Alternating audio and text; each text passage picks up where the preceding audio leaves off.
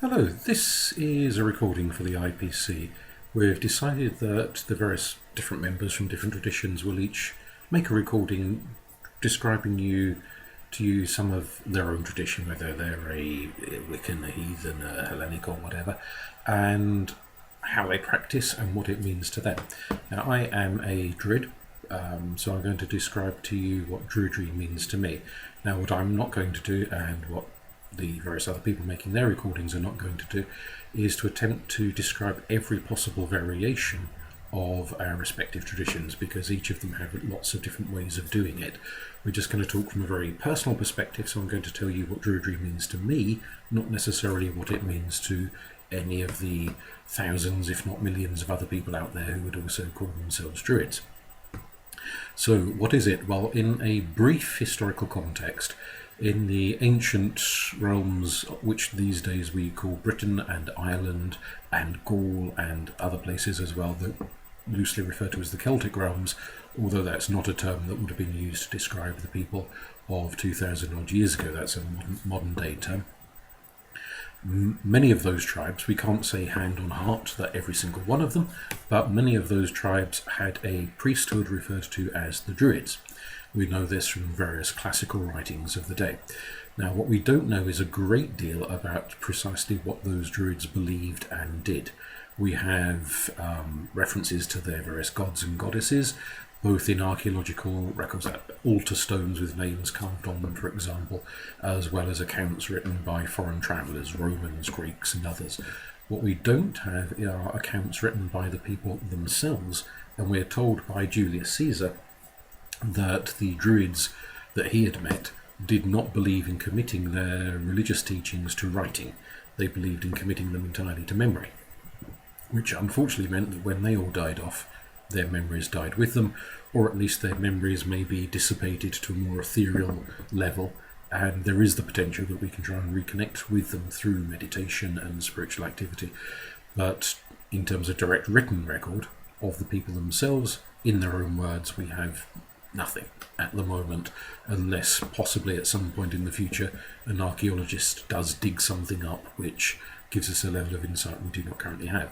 Now, that does mean that our understanding of Druidry is a bit of a blank sheet, which is why there are so many different interpretations of it, and as Professor Ronald Hutton's pointed out, each generation of people has a tendency to project onto the idea, the blank screen of Druidry, their own wish fulfillments, their own hopes and fears and fantasies, and it says perhaps more about those generations than it does about the actual Druids themselves in a historical context.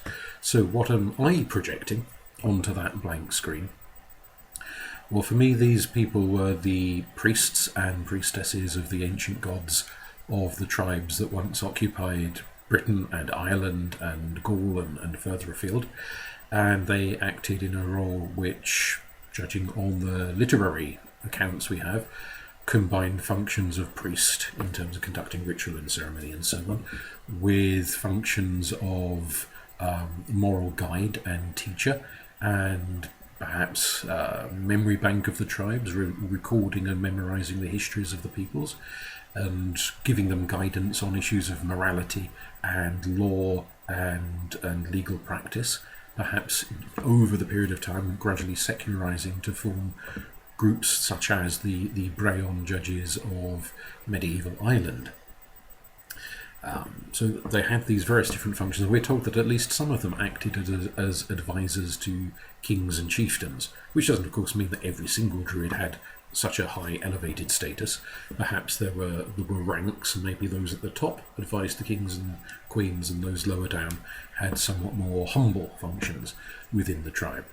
And it's important for me personally to emphasise that tribal element, because I see my role as to why I practice Druidry as having that strong tribal element about it, that I am here to serve a community, not just to practice my beliefs in solitude. Although I do things like quiet meditation and things by myself, but chiefly it's more of a social function. And so I'm a Druid, well, I imagine I'm a Druid, let's say, perhaps partly because other people are willing to accept me in that role, that I perform, I function, a service in their lives. Now, when I say people, I do mean in the usual conventional sense of the word, other human beings, but I also mean it in a somewhat more animistic sense of the term. That is to say that trees and various non-human animals and ancestral spirits, those who've died and passed over, and the gods themselves and a whole raft of other entities are all people and part of a community, and that my service can be to them as well as to fellow human beings. So it's not only confined to the human realm, and indeed I would argue that that is actually a central part of my Druidry, based upon some ancient accounts, literary accounts, which talk of Druids acting as mediators, diplomats, go-betweens, sometimes between the human tribes, when those tribes were at war, that they would act as a diplomat trying to broker peace between the tribes, but also in more mystical contexts, that they would act as go-betweens between humans and the non-human.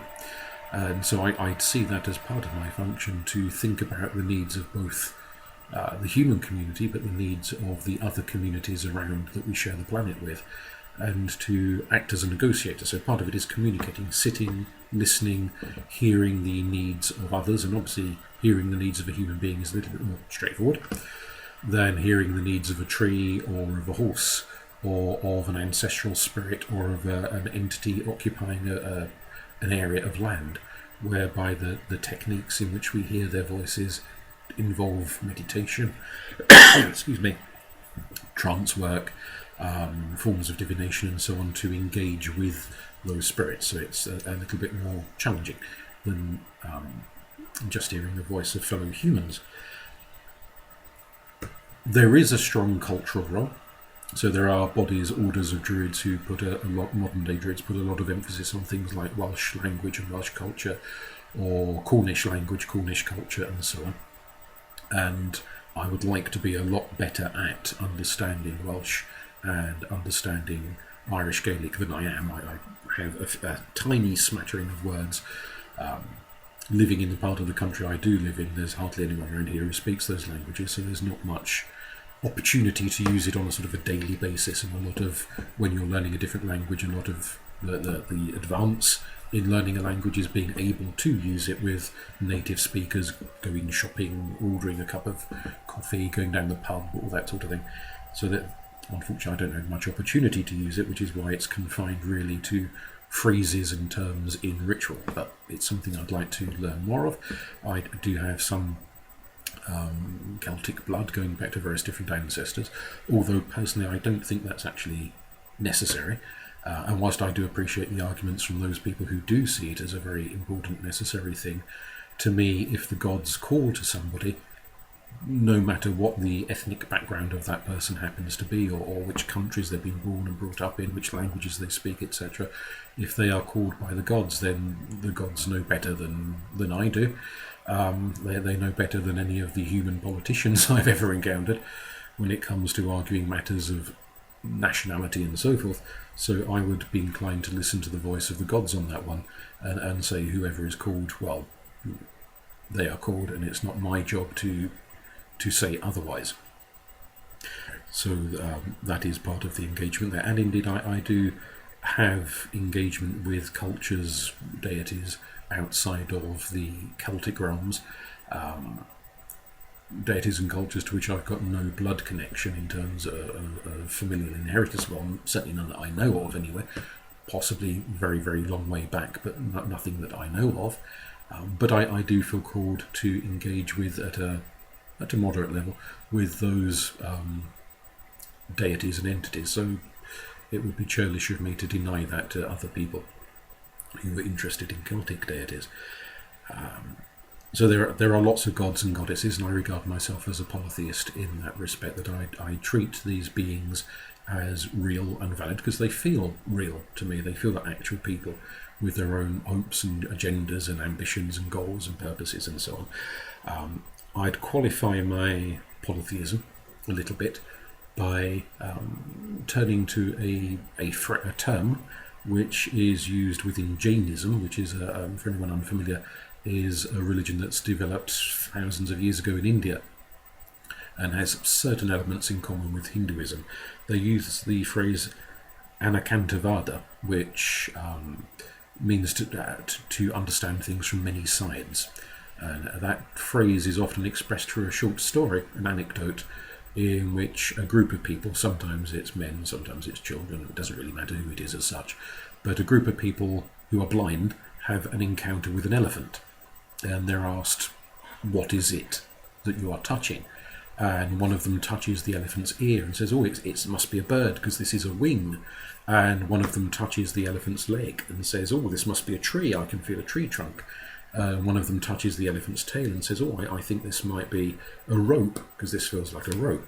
And the point of the story and of that philosophical concept of Anakantavada is that when it comes to something as vast and enormous as the divine, the realm of the gods, we are like blind people touching an enormous elephant. We each feel a little bit and we describe what we feel, but none of us have the full picture. So when I talk of polytheism, I'm talking of what I feel, if you like, of the gods, whilst bearing in mind that my brain is about this big and the universe is that big. And therefore what I experience of it is just a tiny little bit. And so not terribly well informed. But I have to, like all of us, I have to work with what I've got. And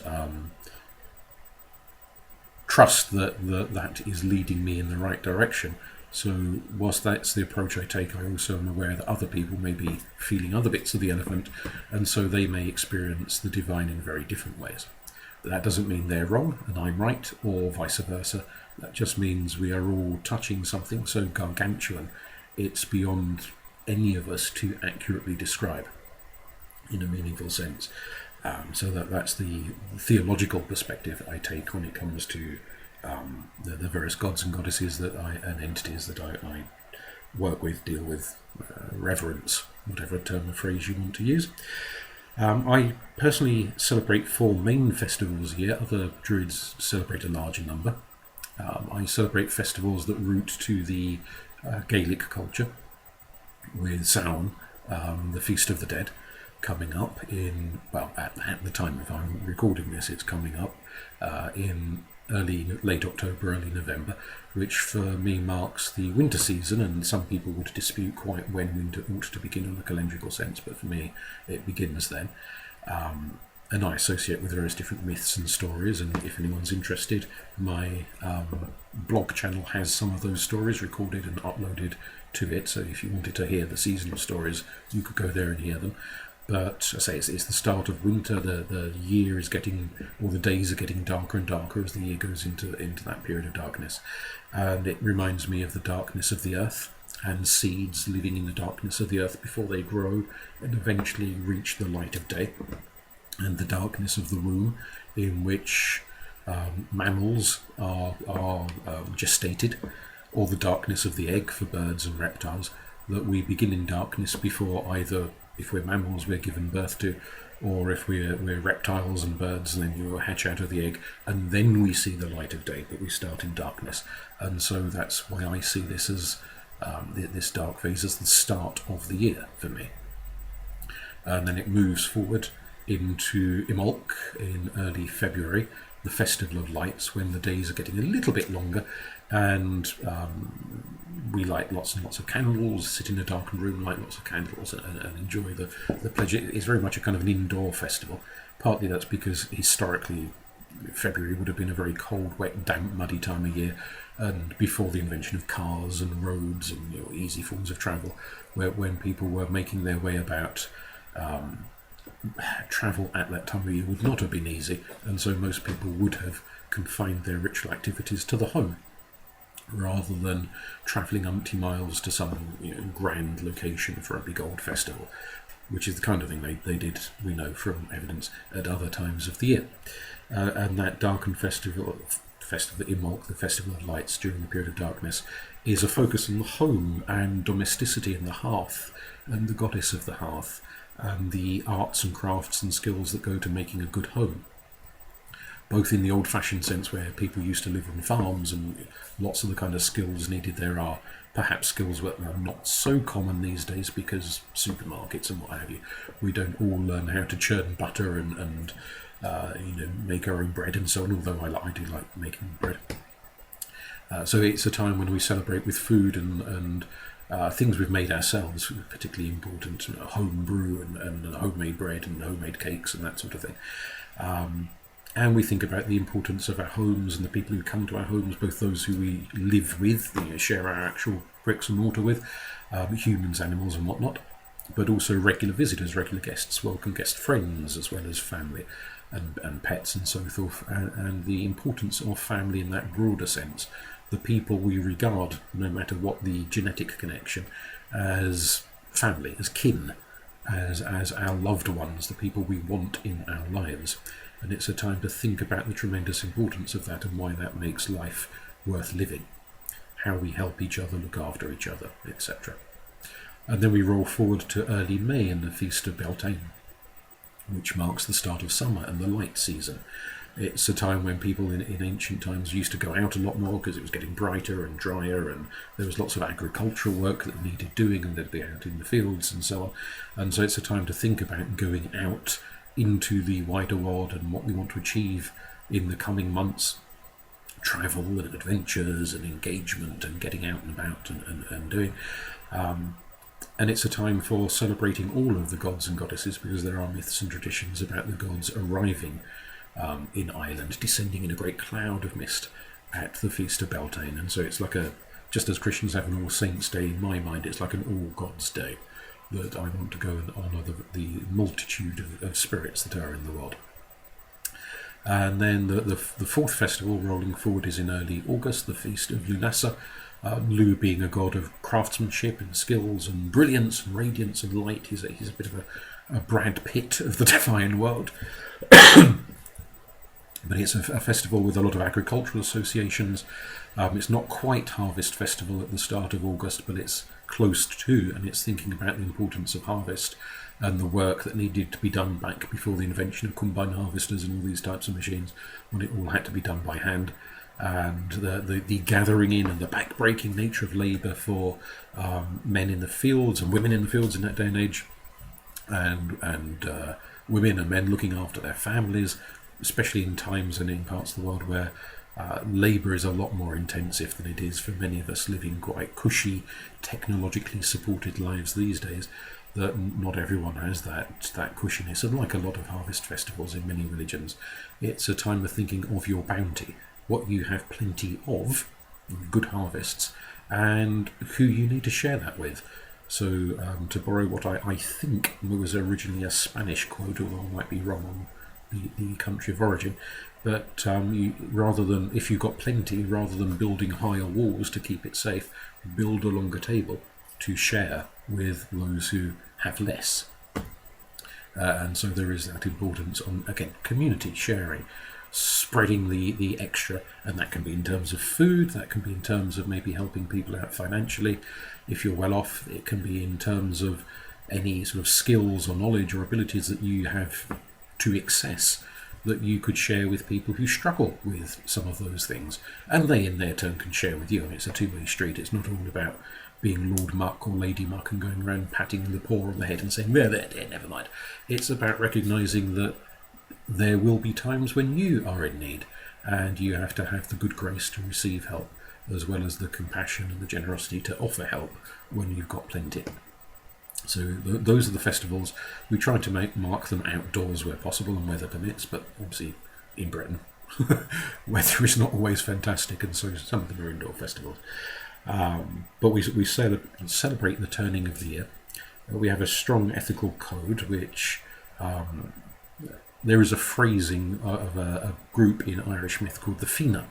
And the Fina are a sort of warrior druid band who live in the wilds and woods, a little bit like kind of Robin Hood and his merry men, or the A-Team, if you want to put it into more recent TV contexts. They're always off battling the forces of evil and doing good and having way old times, fighting monsters and villains and lots of adventures. But they have a moral code which they stick to, which I'll give you the English translation of, which is strength in our hearts, truth in our hands, and fulfilment on our lips. Strength in our hands is, it's not about being a big beefy warrior and wielding swords and axes so much as being courageous, being brave, being strong. That whatever it is that you face in life that scares the crap out of you, face up to it, tackle it head on, and don't get to your deathbed filled with regrets for a million things you never did. It's better to think, maybe I should have done that bit better, than to think, I was so timid and quiet and downtrodden that I never did this, never did that, never did the other. It's about facing down your fears, whether that fear is some sword-wielding maniac on the field of battle, or whether your fears are of disease, unemployment, ill health, addiction, domestic violence. There could be a million and one different things that people are scared of, but it's facing forward those fears to live a brave and courageous life. Truth in our hearts is the importance of understanding the truth in your own heart. But that doesn't give you carte blanche to be cruel to other people. So as per that jokey comment when one partner says to their other, "Does my bum look big in this?" it doesn't mean you have to be absolutely truthful and turn around and say, "Yes, you look like a beached whale," and really upset them. You can be diplomatic with truth, but you should know the truth in your own heart. So you don't deceive yourself, you don't kid yourself about the kind of person you are, about your motivations for the actions you take. And even if there are times when you maybe need to be cautious with the truth, so like the family that shielded Anne Frank in their attic, when the Nazis came knocking and said, "Are there any Jews in your attic?" they didn't tell the truth and say, "Yes, they're up there," and everyone got shot.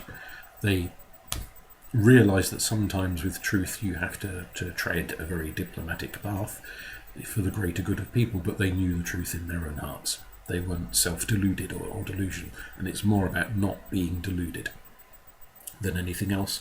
And fulfilment on our lips is quite a complex one, but I'll try and keep it brief. It is important to speak out in praise and speak out in reprisal. Reprisal maybe not the best word, but to speak out in reproof, let's say it like that. So if you praise that which is good, the person you are praising knows they've been seen, knows they've been noticed, they've been valued, they've been recognised, their hard work is appreciated. And if there is an audience listening, especially if the audience is young and impressionable, they will learn what it is to do good, that this is a behaviour that is praiseworthy and worth emulating and learning from. And equally, if you speak out in reproof when somebody does something awful, it not only may be awful to you, but awful to other people around you. You can say, "I don't like that, I don't agree with that, I think you've done something wrong there." Doesn't mean you have to scream and rant or even be abusive or anything like that, but just to take a stand. Then again, that person knows that their harshness, their cruelty, their greed, or whatever it is, unpleasant thing they've done, has been noticed, so they don't feel that they're getting away with it, and that there are people in this world, if they think they're getting away with something, they'll do it more and more and more. So it brings them to a degree of accountability. And it also means that they realise that their actions are not being approved of, not being supported by others. And again, coming back to anyone watching, listening, particularly maybe younger, impressionable people, they will witness that a certain action or behaviour is not approved of, and they'll be less likely to do it themselves, I suspect.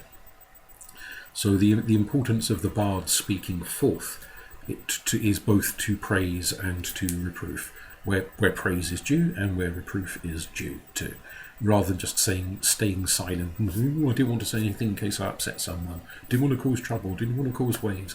Don't live your life in silence. And you'll notice I'm not very good at silence. I talk incessantly on this video at least. So that's taking that on board, and that's the moral code I try to live to. I'm not saying I succeed every time, because like anybody with a moral code, there's always going to be days when you balls up and you don't do as well as you could have done, and you end up thinking, "Oh, well, if I'm in that situation again, I'll try and do it differently." But I do my best, bearing in mind I am only human at the end of the day and make mistakes. Lastly, I'll make a brief mention of the afterlife, because that's often a question people ask when it comes to discussion of beliefs and religion. What do we believe about the afterlife? My personal belief, which is mentioned in older sources, classical sources, and we don't know if every single Druid believed this, or it was maybe peculiar to some tribes rather than to all tribes, but there is talk of transmigration of the soul, which is a form of reincarnation in which people can reincarnate in bodies other than human. So somebody could reincarnate as a horse or a cow or a cat or a dog or a whatever and come back as something else. And there's lots of ancient myths in Ireland and Wales and other Celtic regions of shape-shifting, of people turning into lots of different shapes and animals and so on. And you can see that as a sort of a metaphor for reincarnation in the sense. That to me makes sense. The inner essence of me, of other people that I've encountered, including non-human people, is something lasting. It doesn't just the instant you're dead and decay away into nothing. It will continue on into other forms and other shapes. And so it makes sense to me that there is a spark in me, a soul, a spirit, call it whatever you want to call it, which will persist after this bit of flesh has rotted away to nothing. And it will come back as something else. It might come back as a human being, or it might come back as an animal, or for all I know, it might come back as a tree. I mean, I don't know what it might come back as. I don't profess any great knowledge on that one, but it makes sense to me to think it will come back as something, and that other people I know, I hope, will also, people who died, I hope will also come back in some shape or form. I'm not saying absolutely everyone reincarnates. Some people might go to heaven, I don't know. But I think many people will reincarnate, and that we can sometimes have flashes of memory and experiences from other lives that our soul might have animated, some other body, some other life, some other experience, and perhaps explaining maybe not only amazing talents people sometimes display at an early age, but also some people have immense empathy for particular animals, and are kind of tuned into those animals. And I wonder sometimes if perhaps they've been one of those animals in a previous life, and hence they're kind of simpatico with that creature. So my expectation is that when I'm dead, some part of, just as my body rots away to worm food, some part of me will return in some shape. I don't know if it will return 2 seconds after I die, or whether there's a gap in between, like holiday, and my soul goes off somewhere else before eventually at some point, days, weeks, months, years later, coming into another fleshly form. I don't know the mechanics of it, but that's what I'm assuming will happen, and I'm living my life accordingly. I don't take the view that the shape I come back in reflects whether I've been morally good or morally bad. I don't think that if I'm a terrible, awful person, I'll come back as a beetle or a cat or something. I don't regard the different species as being organised in a sort of hierarchy of perfection, which is a view held by some religions, certainly. I personally don't see it that way. I just see the different bodies as different experiences and different learnings about the nature of the universe. And I see all of these incarnations as being about learning more and more and more about the vast, incomprehensibly vast nature of existence. That perhaps there's things that I could learn if I was in the body of a donkey that I couldn't learn if I was in the body of a tiger. And so maybe I'll come back in different bodies and learn different lessons associated with each shape, and gain greater understanding of the nature of the cosmos, and that my soul will get a little bit brighter, burn a little bit stronger with every time it gains knowledge and wisdom and kindness and compassion and all of those virtues that make the soul strong. And I do hope that there are certain souls I will meet again. Maybe in a future body, maybe in what's left of this life, that there are some people who are, just because that one body they have had has died, doesn't mean that I will not encounter them again. It could be just wishful thinking, of course, but I do believe that and live accordingly. Kind of keep an eye open for people returning. So that's my expectation. When it comes to funeral arrangements, I would like to be buried under a tree in a green burial site, so the tree can absorb my carcass as it rots away. But I'm not kind of rigid in that. I don't think if people are cremated it's terrible and they can't reincarnate or anything like that. That's just a personal preference for how I want to be disposed of by whoever it is that's still alive once I've fallen off my perch. So that's a flavour of what Druidry means to me. If you've got any questions, do put them in my email and I'll be happy to answer them. And other people will be making their recordings about what their respective pagan traditions mean to them. Thank you.